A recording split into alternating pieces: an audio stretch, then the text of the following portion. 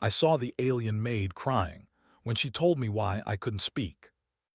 The human station Caldera 9 drifted in quiet orbit above a blue gas giant, its clouds rolling like a frozen storm. During the early cycle, before most of the crew woke, the station felt almost empty. The lights were low and soft, designed to rest tired eyes. The long corridors echoed only with the hum of life support and distant engines. Captain Elias Rowe walked alone through the observation level. He liked this time. No reports, no arguments, no politics, just space, honest and silent. He was passing the wide viewport when something made him slow down. Someone was standing there. At first, he thought it was just another early shift worker. But then he noticed the way her shoulders trembled, small and controlled, like she was fighting herself. The figure was slim, dressed in a clean service uniform, posture almost perfect despite the shaking. It was Lyra.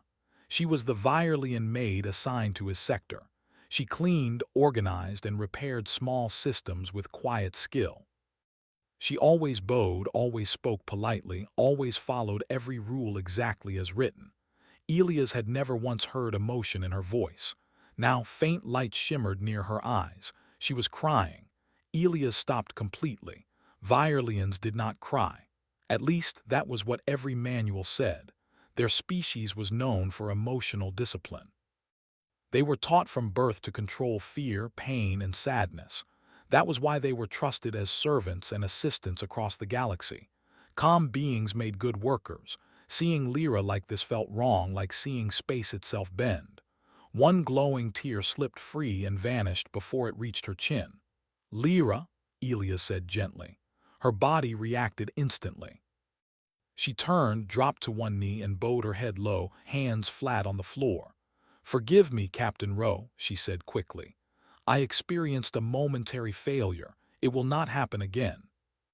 If he had arrived 10 seconds later, he would have believed nothing had happened, but he had seen it. "You were crying," Elias said. "I was malfunctioning," she replied. "You're not a machine." No patrol drones nearby. Humans liked open spaces. Privacy mattered to them in a way other species often found strange. "Talk to me," he said. "Not as your captain, just talk." "That's normal." Elias turned fully toward her. "What do you mean?" "No fear, just truth." Elias opened his mouth, then closed it again. For a moment he could not speak. Outside the viewport, a human patrol ship glided past, its hull scarred from past battles, its weapons quiet but ready. Humans built ships not just to survive, but to protect. They had learned that lesson the hard way. "How long has this been happening?" Elias asked quietly. "Among my people," Lyra said, "it has always been so." Then she said, "Because humans notice things other species ignore. It makes you alive." The station lights brightened slightly as the cycle advanced. Soon the halls would fill with voices. This quiet moment would end. Elias knew he should walk away, file nothing, ask nothing. That was how peace was maintained in the galaxy. Humans were still newcomers. They were expected to adapt, not question, but humans had never been good at that. "Lyra," he said, lowering his voice, "has anyone ever tried to refuse?" He thought of Earth's history, of wars fought over far less, of humans refusing to accept systems built on quiet suffering. "Does anyone else know about this?" he asked. "No," Lyra said. "I was not supposed to speak of it. I do not know why I did." "You will not report me." "Captain Rowe," she said softly, "the galaxy does not change easily." And humans had a long history of refusing to look away once they noticed injustice. This was only the beginning. Captain Elias Rowe did not sleep after that morning. The words Lyra had spoken stayed with him, repeating in his mind again and again. Emotional instability, reassignment, disappearance. The galaxy used soft words to hide hard truths. Humans had done the same once long ago before they learned what silence could cost. By the time the station fully woke, Elias had already begun working. He started carefully. No alarms, no accusations, just questions. He accessed public galactic records first, the ones shared openly between species. Violin labor contracts looked clean on the surface. Voluntary service, fair exchange. Temporary assignments, nothing that mentioned punishment or termination, nothing that mentioned death. But Elias had learned during his career that the most important information was usually not written where everyone could see it. He moved deeper into archived transfer logs and fleet movement records. It took hours of cross-checking. Names replaced by numbers. Ships listed without crew details. Reclamation fleets logged as low priority. He requested a meeting with Station Administrator Havelock, officially to discuss labor efficiency. Unofficially, Elias wanted to see how humans higher up the chain reacted. Havelock was an older man, his hair gray, his uniform neat but worn. He had been around long enough to know how the galaxy worked. They sat across from each other in a small office overlooking the station's inner ring. "You wanted to talk about alien staff?" Havelock asked. "Yes," Elias said, "specifically Violins. Because we were advised not to push. Because we follow the rules. Human people, engineers, medics, security officers, people who worked closely with alien staff. He did not accuse, he simply asked if they had noticed anything strange.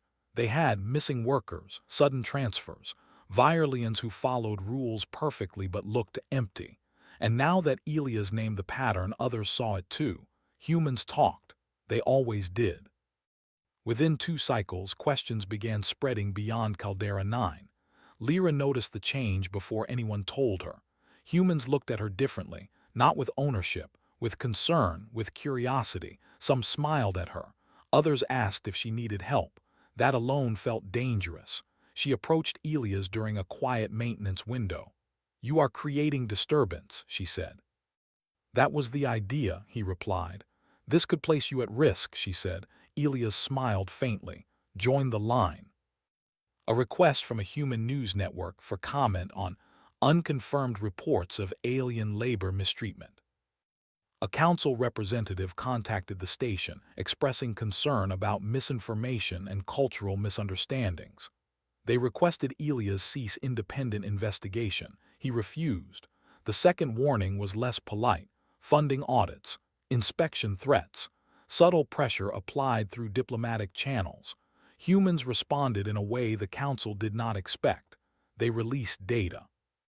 An anonymous leak hit the networks, showing transfer logs, casualty estimates, and contract language comparisons. Human analysts tore through it in hours. Other species watched quietly as humans did what they always did when they felt morally cornered. They got loud. Protests broke out on human worlds. Not violent, focused, clear. No silent deaths. Workers are people. Emotion is not a crime. Tradition does not justify disposal, a human delegate said during the broadcast. And necessity built on fear is just cruelty with better words. That same day, her reassignment order updated. Immediate transfer. No 6 cycles, no delay. Elias received the alert seconds later. He ran. Security tried to stop him. He outranked them. The shuttle bay was already active when he arrived. Lyra stood near a small transport ship, posture straight, expression blank. "I am scheduled for departure," she said calmly. "Over my dead body," Elias replied.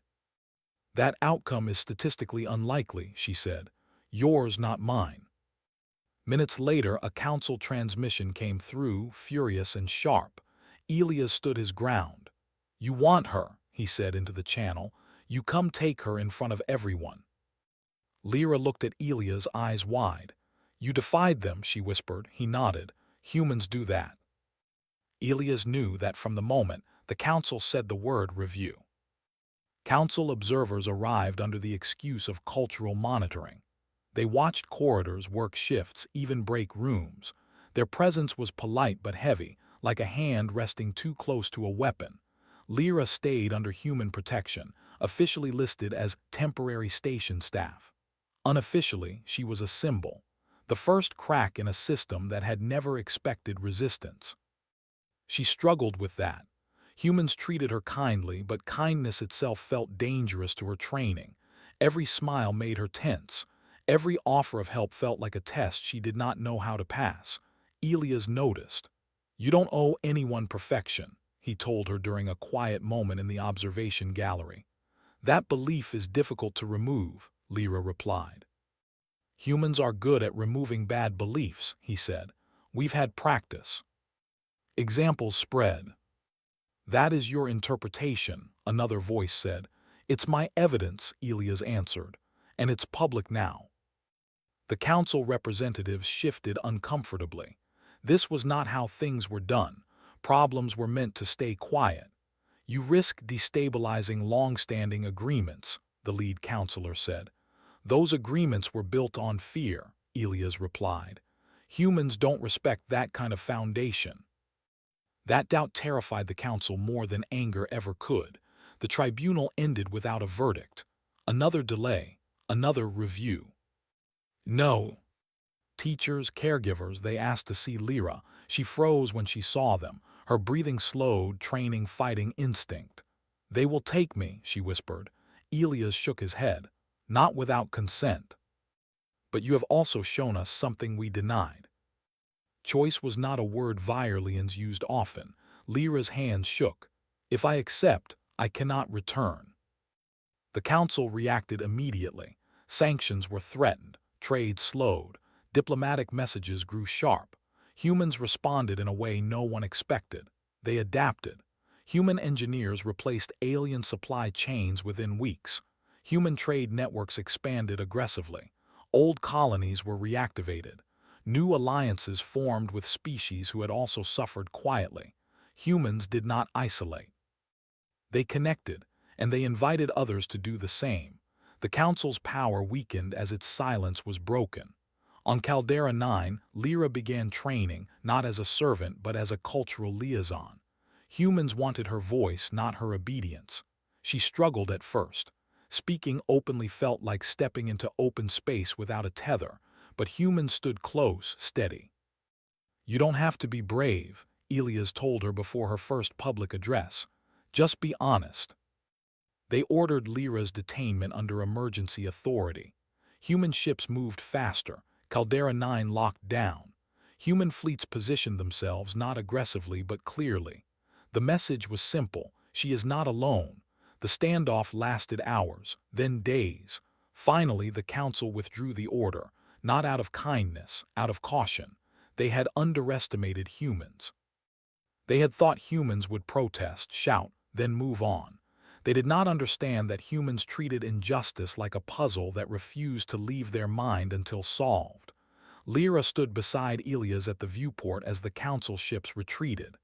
"I was meant to disappear," she said quietly. Elias nodded. "They picked the wrong species to notice."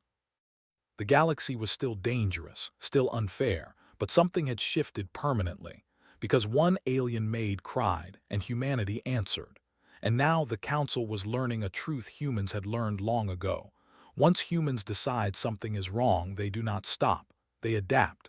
They endure. They change the rules. The council's withdrawal did not end the conflict. It only changed its shape. Across the galaxy, silence was breaking in places no one had expected. Not with shouting or violence, but with questions. Questions were dangerous. They could not be erased once asked. Human worlds became gathering points. Alien workers arrived quietly at first, then openly. They did not come as servants. They came as people asking for something they had never been allowed to ask before: choice. Caldera 9 became a symbol, not because of its weapons or its position, but because it was where the truth had been seen and spoken aloud. Lyra felt the weight of that every day. She was no longer wearing a servant's uniform. The human liaison outfit felt strange on her body, looser, less controlled. No one told her how to stand. No one corrected her posture. That freedom still made her uneasy. "You're allowed to take space," Elias reminded her often.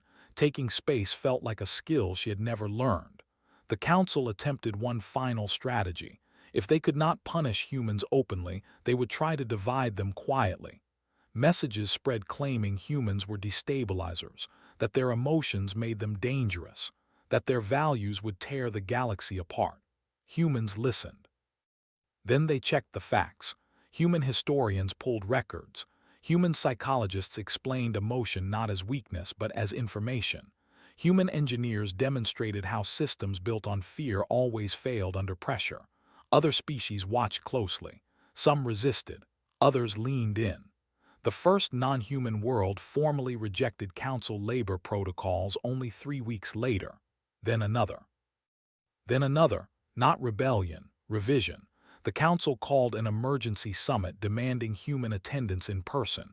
Elias went. So did Lyra. That alone sent a message no speech could match. The council chamber was filled.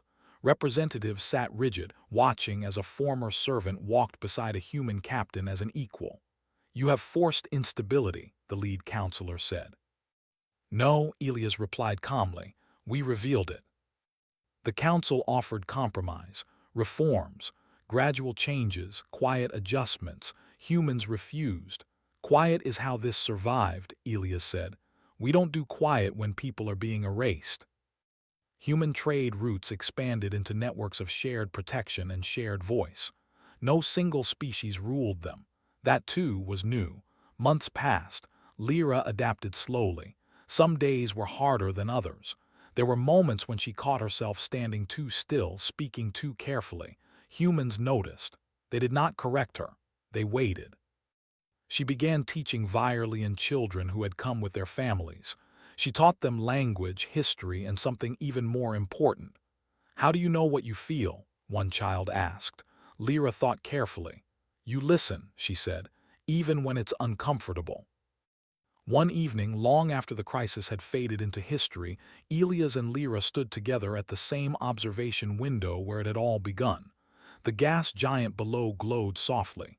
"Do you regret it?" Lyra asked. "Which part?" Elias replied. "Caring," she said, "seeing."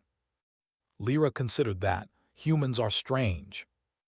It learned instead that humans were dangerous because they refused to accept a universe where suffering was normal. And it learned one more thing. If a human ever stops walking because they see someone crying, the galaxy should pay attention. Because from that moment on, things will change.